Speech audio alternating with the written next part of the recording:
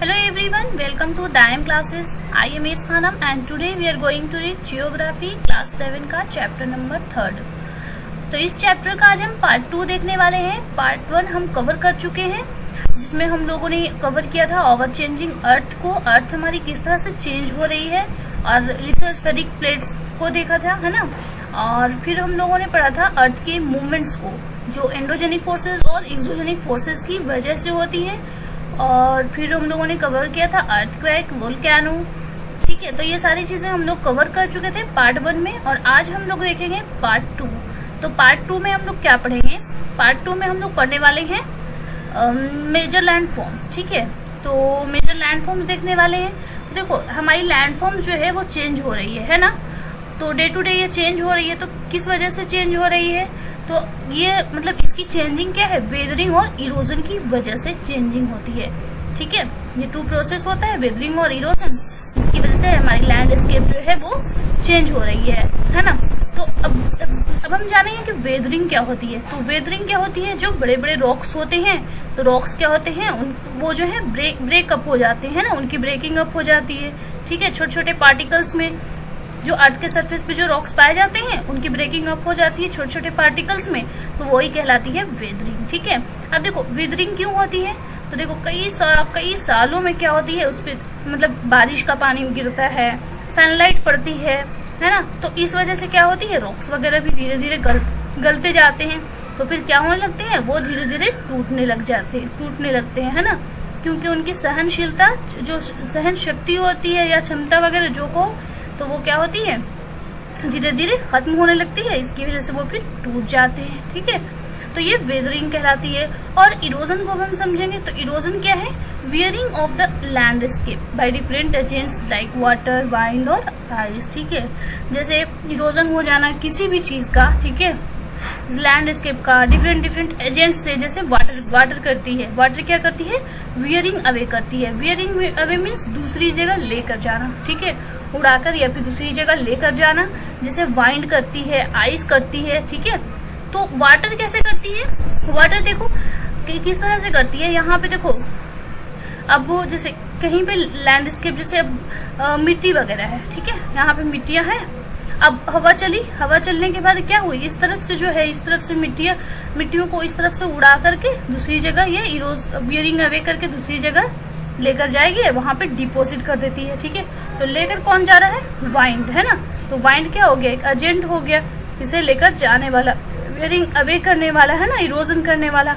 अब कभी कभी बारिश होती है तो क्या होती है, मिट्टियां घूल करके एक जगह से दूसरी जगह जाने लगती है, ठीक है। तो कौन सा एजेंट लेकर जा रहा है? पानी, है ना। तो पानी क्या हो गया? पानी इसका एजेंट हो गया, यानी पानी इसको जो है ट्रांसपोर्ट कर रहा है एक जगह से दूसरी जगह ले जाने के लिए, इरोजन और डिपोजिशन कर रहा है, ठीक है। तो इरोजन और डिपोजिशन जो है ना, वो क्या करता है, वो लैंडफॉर्म्स, अलग अलग लैंडफॉर्म्स को क्रिएट करता है, ठीक है।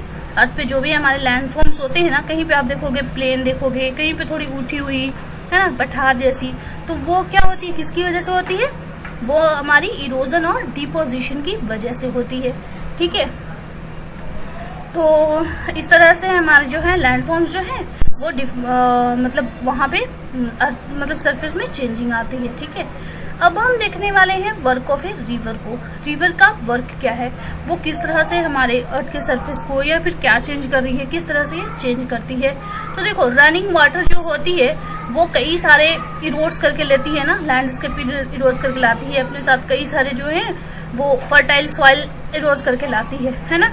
और देखो जब when the river tumbles at steep angle over very hard rock और down a steep valley side it form a waterfall, ठीक है।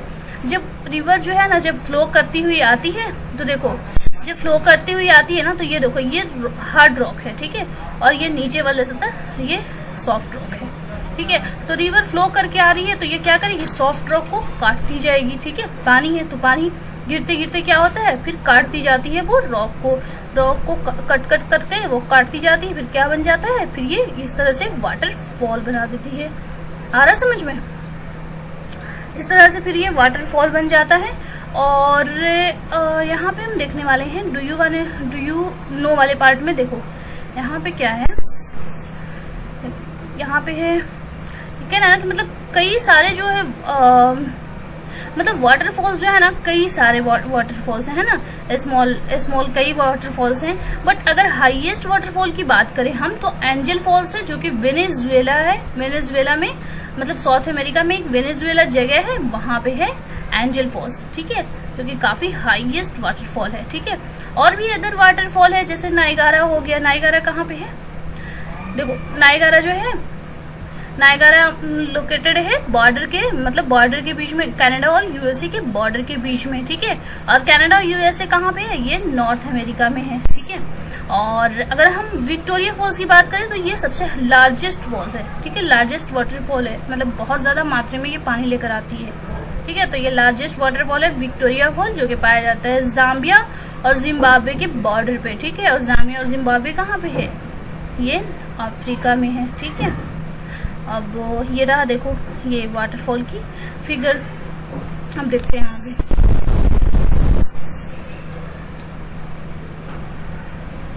अब हम ये तो पढ़ चुके हैं ना वर्क ऑफ ए रिवर। अब देखते हैं, अब देखो रिवर यहाँ पे देखो जैसे रिवर फ्लो करती है ना, तो रिवर फ्लो करती है तो जैसे ही प्लेन में इंटर करती है तो ये क्या होती है, ये जो है ना टर्न लेने लगती है।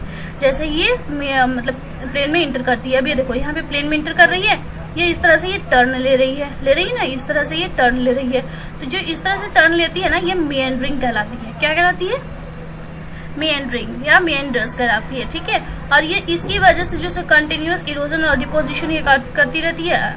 देखो यहाँ पे डिपॉजिट कर रही है ना, इरोजन और डिपोजिशन ये करती रहती है, कहीं से उठाती है फिर किसी जगह पे ला करके डिपॉजिट कर देती है।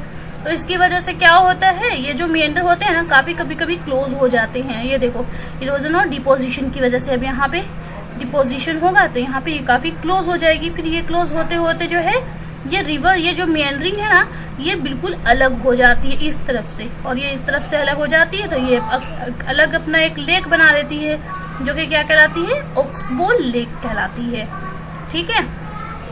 और देखो ये ओक्सबो लेक कहलाती है। फिर हम आगे देखेंगे, और फिर the leads of formation of a flat fertile flood plain. और ये जो रिवर्स जो है वो अपने साथ साथ कई सारे रिवर मतलब मिट्टियां, सॉइल लेकर के आती है, फर्टाइल सॉइल लेकर के आती है, जो हमारे एग्रीकल्चर के लिए काफी बेनिफिशियल होती है ना, क्योंकि फर्टाइल सॉइल होती है, जो एलुवियल सॉइल होती है, उसकी वजह से खेती हमारी काफी अच्छी होती है, ठीक है। और ये क्या करती है, मतलब जब ये देखो रिवर जब ब्रेक हो जाती है ना, रिवर जब ब्रेक होने लगती है कई सारे स्ट्रीम्स में, ठीक है, तो ये क्या बनाती है, ये डिस्ट्रीब्यूटरीज बनाती है, या फिर डिस्ट्रीब्यूटरीज कहलाती है। देखो अभी दिखाती हूँ मैं आपको फिगर में, देख रहे हो ये मेन रिवर आ रही है ना, ये मेन रिवर आ रही है इधर से, जैसे मेन रिवर गई। अब ये क्या हुई, देखो यहाँ पर से आप देखोगे ये यहाँ पर से ये डिवाइड हो रही है ना, कई सारे स्ट्रीम्स में ये डिवाइड हो रही है। तो ये जो कई सारे स्ट्रीम्स में डिवाइड हो रही है ना, ये कहलाती है डिस्ट्रीब्यूटरी, ठीक है। और ट्रिब्यूटरी तो मैं आपको बता चुकी हूँ, ट्रिब्यूटरी क्या होती है, ये मेन रिवर आ रही है और फिर इधर से एक छोटी रिवर आ रही है, ये अपना जो भी पानी होता है इसका मेन रिवर में ये छोड़ देती है, ठीक है, मेन रिवर से आकर के मिल जाती है, तो ये हो गई ट्रिब्यूटरी। और जो मेन रिवर से जो नदियां निकलती है ना, जो भी स्ट्रीम्स निकलते हैं वो कहलाते हैं डिस्ट्रीब्यूटरी। और जब ये मेन रिवर जब गिरने को आती है ना, जब एंड पे आती है तो ये इस तरह से ये डेल्टा बनाती है, ठीक है। और the river become so slow that it begins to deposit its load, ठीक है। जब ये अपने लोड को जब डिपॉजिट करने वाली होती है तो रिवर क्या हो जाती है, काफी स्लो हो जाती है। स्लो होने की वजह से ये काफी स्ट्रीम्स इसके काफी स्ट्रीम्स में बढ़ जाती है ना, और इसकी वजह से ये डेल्टा बनाती है, ठीक है। अब देखो यहाँ पे कह रहा है, देखो find out the names of a few reverse of world that form A delta, ठीक है। तो जैसे गंगा और ब्रह्मपुत्र ये क्या बनाती है, एक सुंदरबन डेल्टा बनाती है ना। अब हम देखेंगे work of sea waves. Work of sea waves क्या है, तो सी वेव्स क्या होती है, देखो इरोजन और डिपोजिशन जो है सी वेव्स की, ठीक है, वो give rise to coastal landforms. ये कोस्टल लैंडफॉर्म्स बनाती है जो इरोजन और डिपोजिशन जब होती है तो, ठीक है। अब सी वेव्स जो है क्या करती है, कंटिन्यूअसली स्ट्राइक करती है रॉक्स पे, ठीक है। अब ये देखो ये रॉक्स देख रहे हो आप, है ना, ये क्या करेगी, जैसे सी वेव्स जा रही है, ये बिल्कुल कंटिन्यूअसली स्ट्राइक करती है, ठीक है, प्रेशर से। जब ये स्ट्राइक करती है तो क्या होती है, इसमें क्रैक्स पड़ जाते हैं, ठीक है। और जब क्रैक्स पड़ जाते हैं तो ये क्रैक डेवलप हो जाती है। तो ये धीरे धीरे जो है ना टाइम के साथ साथ क्या होती है, लार्ज होती जाती है और वाइड होती जाती है, ठीक है। और ये क्रैक्स लार्ज और वाइड होती जाती है तो इसकी वजह से फिर क्या बन जाता है, होलो लाइक केव्स बन जाती है, ठीक है। जब स्ट्राइक कंटिन्यूअसली स्ट्राइक होगी तो फिर क्या होगी, होलो लाइक मतलब क्रैक पड़ने के बाद फिर एक होलो लाइक केव्स बन जाती है। और होलो लाइक जो केव्स बनती है ना रॉक्स में, वो क्या कहलाती है, वो कहलाती है सी केव्स, ठीक है। ये देखो क्योंकि सी के अंदर पाया जाता है तो सी केव्स ही कहलाएगी ना, ये कहलाती, देखो ये सी केव्स है, ठीक है। और फिर भी देखेंगे तो, और ये जो कैविटीज होती है वो क्या होती है, धीरे धीरे जो है ना बिगर होती जाती है, बहुत ज्यादा बड़ी होती जाती है। और ये बड़ी होते होते क्या होती है, सिर्फ इसकी रूफ ही बच जाती है। ये देखो यहाँ पे जो सी केव्स है ये धीरे धीरे करके रूफ सिर्फ बची जाएगी, ठीक है। और ये सिर्फ जब रूफ बच जाती है, ठीक है, तो ये क्या कहलाती है, फिर सी आर्चेस कहलाती है ना। ये देख रहे हो आप, ये सी आर्चेस, सिर्फ रूफ बची है यहाँ पे तो ये सी आर्चेस है। इस तरह से क्या होती है, इस तरह से ये एक्टिविटी जो है ना ये कंटिन्यू चलती रहती है, ठीक है। यानी ये स्ट्राइक सी वेव जो है कंटिन्यू स्ट्राइक करती रहती है रॉक्स पे। तो इसकी वजह से क्या होती है, जो रूफ होती है ना, यहाँ पे देखो फिगर में दिखाती हूँ, ये देखो ये रूफ होती है ना, जैसे कंटिन्यू इस पे स्ट्राइक करेगी सी वेव्स तो रूफ क्या होती है, रूफ भी गिर जाती है, धीरे धीरे करके ये रूफ भी गिर जाती है। रूफ गिरने के बाद फिर क्या बन जाएगा, ये बस एक रॉक्स पर रह जाएगा, जो कि ये रॉक्स रह जाती है, एक वॉल रह जाती है ना। ये देखो अलग यहाँ पे वॉल दिखाया गया है, यही वॉल क्या कहलाती है, स्टैक कहलाती है, ठीक है। अब आगे देखते हैं। तो अब हम देखेंगे वर्क ऑफ आइस के बारे में, आइस का वर्क क्या है, ठीक है। तो देखो ये देख रहे हो ना, ये ग्लेशियर है, ये रिवर बह रही है आइस की, ठीक है। तो ग्लेशियर्स क्या है, एक रिवर, आइस की रिवर है। तो ये जो है कई सारे मतलब इरोड करके लाती है, लैंडस्केप कैसे इरोड करके लाती है, बाय बुलडोजिंग सॉइल और स्टोन्स की वजह से, ठीक है। और एक्सपोज करती है सॉलिड रॉक्स, ठीक है। अब देखो ग्लेशियर्स जो है वो कैसी होती है, कार्व आउट होती है, डीप होलोज होते हैं उसके अंदर, ठीक है, ग्लेशियर्स में। और जब आइस क्या होती है, मेल्ट होती है, मेल्ट होने के बाद क्या होती है, बहुत खूबसूरत मतलब बहुत अच्छे लेक बनाती है। आइस मेल्ट होने के बाद क्या होगा, बहुत अच्छा लगेगा। तो ये बहुत ही खूबसूरत ये लेक बनाती है और वहां से रिवर स्टार्ट होती है। और मटेरियल जो है वह कैरिड होती है ग्लेशियर से, जैसे रॉक्स हो गया, और बिग एंड स्मॉल है ना, रॉक्स मतलब बिग भी हो सकते हैं, स्मॉल भी होते हैं। तो ग्लेशियर जो है ये मतलब मटेरियल को इरोड करके लाती है, सैंड को भी इरोड करती है, सिल्ट गेट्स ये सारे इरोड करके लाती है और फिर ये डिपॉजिट कर देती है। तो ये डिपॉजिट्स जो होते हैं ना वो ग्लेशियर मोरैनीज कहलाते हैं, ठीक है। ये डिपॉजिट्स क्या कहलाते हैं, ग्लेशियर मोरैनीज, क्योंकि ग्लेशियर कर रही है ना, ग्लेशियर मोरैनीज। अब तो ये सारी चीजें तो हम लोग पढ़ चुके हैं, वर्क ऑफ रिवर और वर्क ऑफ आइस। और अब हम देखने वाले हैं वर्क ऑफ वाइंड को, ठीक है। तो वर्क ऑफ वाइंड में हम देखेंगे, देखो ये फिगर आप देख रहे हो, ये राजस्थान की फिगर है ना, यहाँ पे देखो,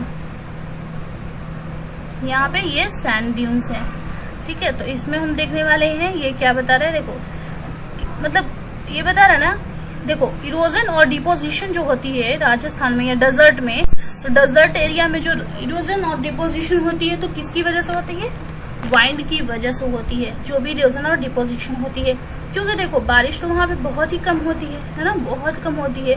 तो जो भी इरोजन होगा और डिपोजिशन होगी वो किसकी वजह से, हवाएं चलती है, हवाएं चलने के बाद वहां पे जो भी सैंड ड्यून्स वगैरह जो भी बनते हैं, सैंड वगैरह उड़कर जाती है, तो वो फिर इरोजन और डिपोजिशन मतलब हवाएं लेकर जाती है, ठीक है।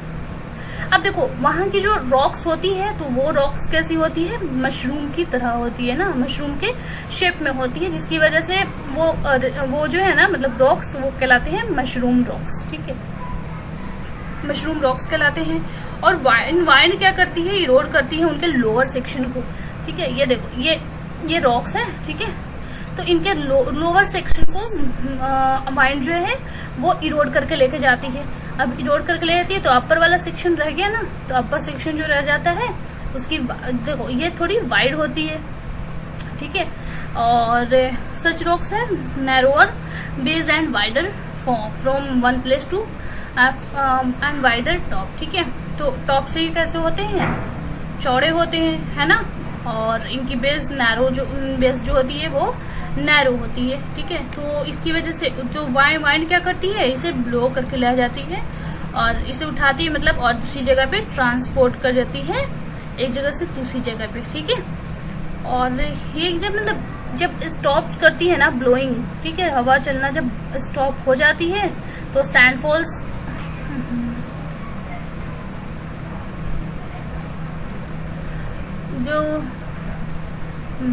तो wind erode the lower section of rock more than the upper part. So therefore such have never so it lifts and transports sand from one place to another. When it stops blowing, sand falls and gets deposited in low hill like structure. और जब ये हवा चलना जब बंद हो जाती है तो सैंड फॉल्स को क्या कर देती है, डिपॉजिट कर जाती है लो हिल लाइक स्ट्रक्चर्स में, ठीक है। और जो ये सारे सैंड जो क्या कहलाते हैं, ये सैंड ड्यून्स कहलाते हैं, ठीक है, सैंड ड्यून्स कहलाते हैं। और जब ग्रेन्स जैसे जो ग्रेन्स होते हैं ना सैंड के, जो भी ग्रेन्स होते हैं वो क्या कहते हैं, होते हैं काफी फाइन होते हैं, बहुत ही अच्छे होते हैं और बहुत ही लाइट होते हैं। इसकी वजह से वाइन जो है इसे काफी इजिली कैरी कर लेती है, बहुत दूर तक लॉन्ग डिस्टेंस तक इसे इजिली कैरी करके ले जाती है, ठीक है। और जब लॉन्ग डिस्टेंस लार्ज एरियाज में जब ये डिपोजिशन होती है ना तो ये डिपोजिशन कहलाती है लोएस। और लार्ज जैसे कि चाइना में पाया जाता है लोएस, है ना, चाइना में क्या काफी लार्ज एरियाज में डिपोजिशन होती है। ये काफी जो ग्रेन्स जो होते हैं सैंड के जो ग्रेन्स होते हैं काफी अच्छे वाले और बिल्कुल लाइट वाले, है ना, बिल्कुल लाइट से हल्के से, तो वाइंड उसे कैरी करके ले जाती है क्योंकि लाइट होते हैं तो काफी इजी होता है इसे कैरी करने में, ज्यादा लार्ज एरिया में कैरी कर सकते हैं, ठीक है। तो ये लोएस कहलाती है और चाइना में इस तरह के लोएस पाए जाते हैं, इस तरह के डिपोजिशन पाए जाते हैं, ठीक है। अब हमारा चैप्टर तो ये कंप्लीट हो गया। यहाँ पे देखो कुछ क्वेश्चन है जिन्हें आपको आंसर देने हैं कमेंट बॉक्स में, और ये रहा टिक द करेक्ट आंसर, इसका आपको आंसर देना है। फिर रहा मैच दी फॉलोइंग, ठीक है। तो इन दोनों के आपको आंसर देने हैं कमेंट बॉक्स में, और मिलते हैं फिर नेक्स्ट चैप्टर के साथ नेक्स्ट वीडियो में। तब तक के लिए बाय बाय, टेक केयर।